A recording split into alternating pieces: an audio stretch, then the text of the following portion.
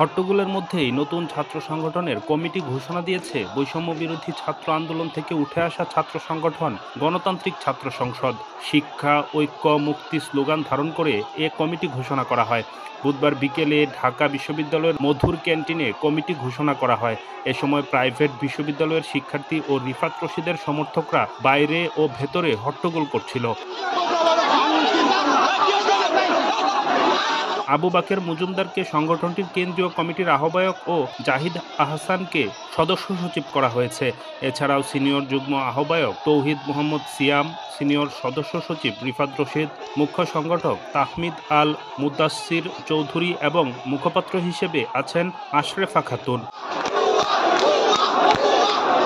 এ সময় ঢাকা বিশ্ববিদ্যালয়ের কমিটিও ঘোষণা করা হয়। ঢাবি কমিটিতে আহ্বায়ক হয়েছেন আব্দুল কাদের এবং সদস্য সচিব মহির আলম।